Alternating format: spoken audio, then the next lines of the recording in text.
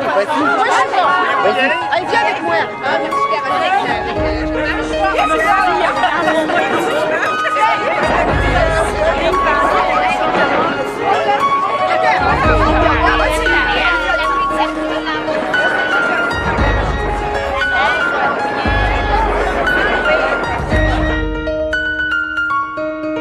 Qu'est-ce que tu as fait dans la participation du projet Ariamaska?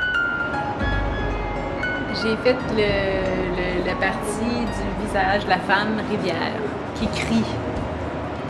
Ouais, j'ai fait le croquis de base puis je l'ai reproduit en grand.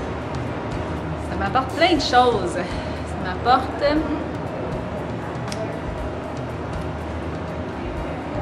m'apporte un grand bonheur de savoir que ce que j'ai fait, ça peut toucher des gens dans la société, puis les sensibiliser à la rivière, puis à l'environnement.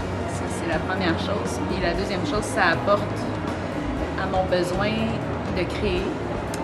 Puis, tu sais, je peux créer chez nous tout seul dans mon cahier, mais c'est le fun parce que ça sert à quelque chose en plus. Ça m'apporte la vie, puis ça me nourrit.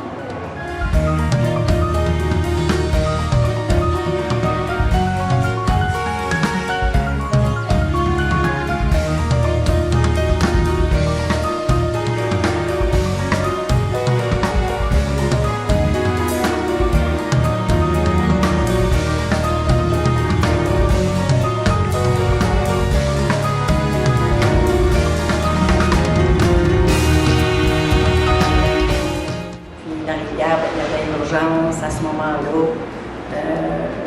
pour en prendre soin, pour aider à conscientiser la population de comment prendre soin de la rivière et de faire attention à notre rivière, parce que c'est la rivière la plus polluée qu'il y a au Québec. C'est pour ça que la deuxième murale de l'Ariamaska, c'est nous.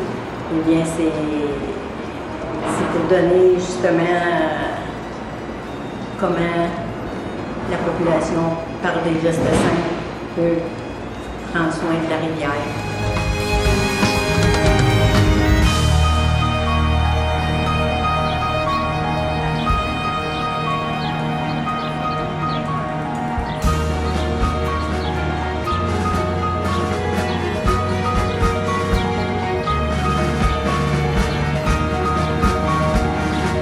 Au départ, la rivière, c'est pas comme on la connaît aujourd'hui. C'était un petit filet d'eau qui a pris de l'importance avec les différents barrages qu'on y a construits.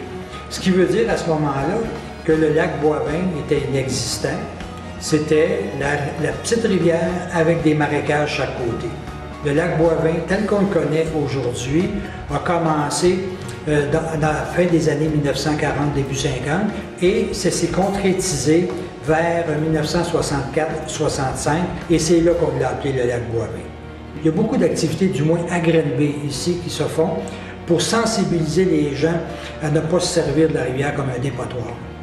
De ne pas ignorer ou de remettre à plus tard, ou bien de faire comme si le problème n'existait pas. Alors, tout l'aspect environnemental, les gens, les citoyens de plus en plus jeunes, au niveau de l'école, commencent à être sensibilisés et on prend conscience de ça. Déjà qu'on intervient, ne serait-ce que de puiser l'eau pour arroser son fichu de gazon. Si c'est visuel, il y a un message, on s'exprime, l'art, c'est une façon de s'exprimer, et bravo. On s'exprime d'autant plus qu'il y a un message et que ce message-là est environnemental et qui plus est, c'est de l'image qui va rester, qui frappe l'esprit. Ça s'imprime dans notre esprit, dans notre idée. Et on ne pourra pas regarder la rivière sans penser au message. Ça, c'est intéressant. Ça, bravo.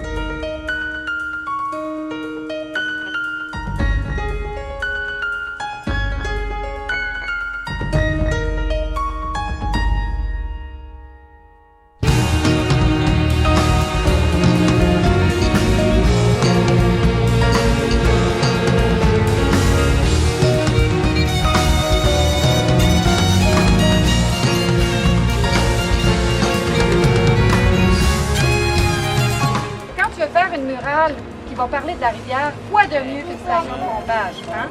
Le message est clair. Oui, on est capable de pomper l'eau, on est capable de la filtrer.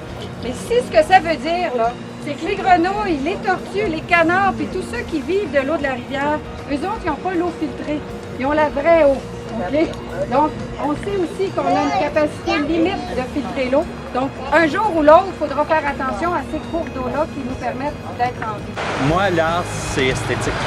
Alors, si on peut embellir notre vie, embellir notre milieu, notre environnement, c'est embellir la ville par l'art, bravo, j'encourage ça, puis je trouve que c'est important d'encourager ça.